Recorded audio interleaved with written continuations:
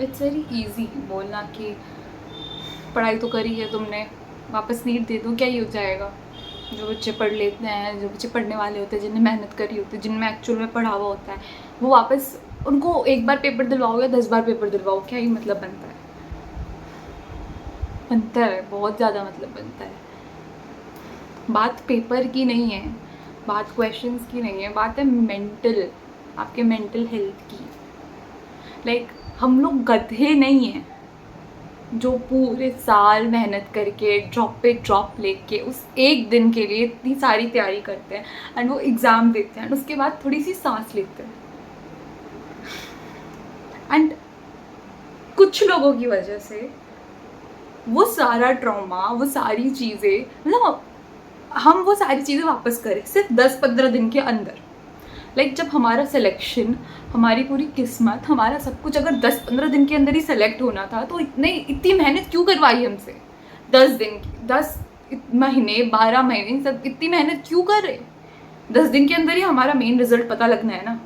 उस दिन कोई ये नहीं पूछेगा कि बच्चा कौन से मेंटल स्टेट में है, क्या कर रहा है, क्या नहीं है। सबको रिजल्ट चाहिए।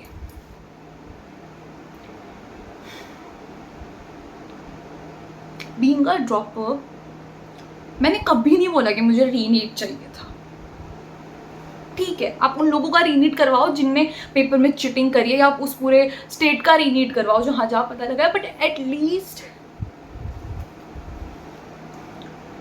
यार अगर रीनीट करवाना ही था तो एटलीस्ट थोड़ा ज़्यादा टाइम हमें बता देते कि ठीक है तुम लोग, we are preparing for this, like we are planning this, तुम लोग इतना प्रिपेयर कर लो, 5-6 महीने बाद तुम्हारा वापस नीट होगा। ठीक है यार, हमारी भी चीज़ें हैं। लाइक मेरे दोस्त सारे आगे चले गए, वो लोग कॉलेज में, उनका 2nd 3rd year 4th year start होने वाला है, और मैं यहाँ हर साल सिर्फ नीट देती रहूँगी क्या? मेरे मेरे आगे की नहीं है क्या? मतलब मैं ऐसी स्टक हो गई हूँ ना इस जगह पे कि कहीं भी जाऊँ घूम फिर के वापस नीट पे ही आ जाती हूँ मैं। बहुत मेंटली मैं अभी भी खुद को ये नहीं करवा पा रही कि मुझे नीट देना है। लाइक नीट के बाद ना मैंने सारी किताबें मैंने अपने अंदर रख दी, मैंने सब कुछ कर दिया, और मैं बहुत चिल थी कि ठीक है यार एटलीस्ट जैसा भी एग्जाम गया,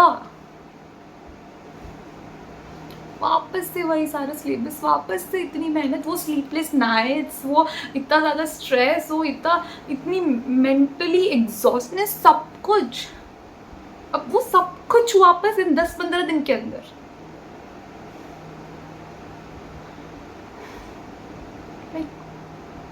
यार हम भी इंसान हैं, हमें भी,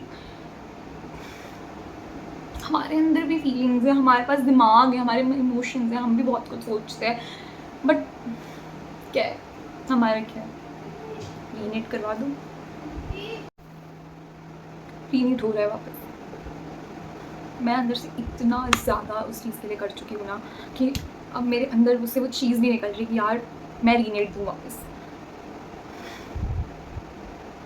बहुत मेहनत लगती है यार, मतलब लाइक मैं खुद की मम्मी के बारे में बता रही हूँ। मैं अपनी मम्मी से गई, मैंने बोला कि मैं ना के आई थी, जस्ट मेरी फ्रेंड ने मेरे को मैसेज करा कि देख ऐसे ऐसे ऐसे। मैं फिर मम्मा के पास गई, मैंने बोला कि मैं न्यूज़ ऑन करी एंड मम्मा को बोला कि रीनीट हो गया वापस, आप लोग बोल रहे थे कि रीनीट नहीं होगा, ये होगा कि बट नीट हो रहा है।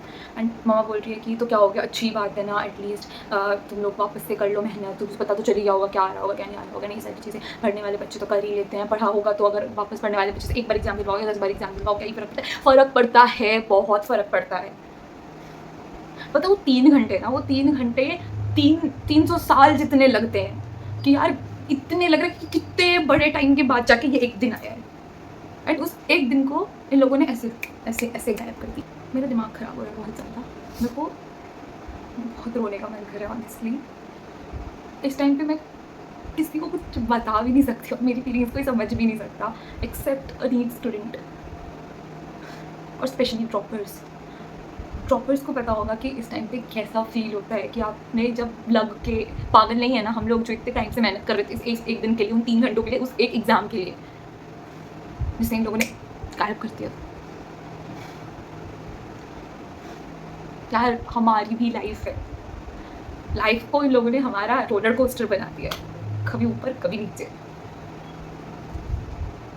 मेरे से नहीं होगा यार, अब मैं इतना ज़्यादा एग्जॉस्ट हो चुकी हूँ, इतना ज़्यादा। मतलब उन नीट के टाइम पे मुझे पता है कि मैं कैसा फील करती थी, और मतलब it's not fair aunty, it's not fair. बहुत डिफिकल्ट होता है यार। अब तुम 10-15 दिन में सारी चीज़ें लाके हमारे मुंह पे फेंक दोगे कि ठीक है अब तुम्हारा एग्जाम होना है ऐसे ऐसे करके। क्या पता तुम 25 जैसे एग्जाम दे दो। उस क्या पता ऐसे कोई मतलब ऐसे भी हो सकता है कि तुम वो क्वेश्चन दे रहे हो हमें आते हैं, बट मेंटली हम उस स्टेट में नहीं है जो हम उस क्वेश्चन को सॉल्व कर पाए। हो सकता है कि वो क्वेश्चन हम वापस घर पे आके सॉल्व कर ले, लेकिन उस स्टेट पे उस टाइम पे ना हो, क्योंकि मेंटली बहुत गंदा प्रेशर दे रहे हो यार तुम लोग। You are just playing with emotions of every NEET aspirant, nothing else. And please हो सके तो यार एनटीए को प्लीज हटा दो यहाँ से, क्योंकि जब से ये एनटीए है ना तब से we don't want NTA anymore. Please, NMC ठीक था, एटलीस्ट उसके टाइम पे इतना तो नहीं होता था।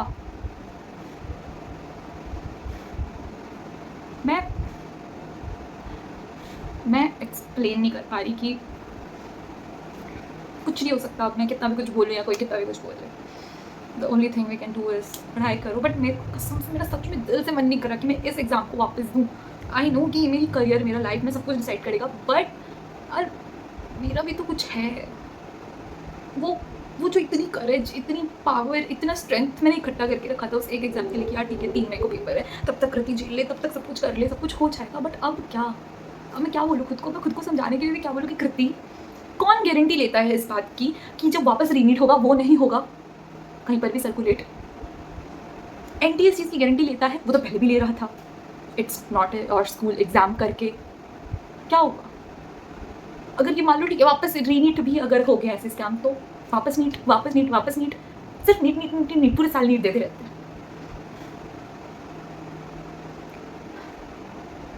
मेरा बस हो गया कसम से। मैं अब इतनी, मैं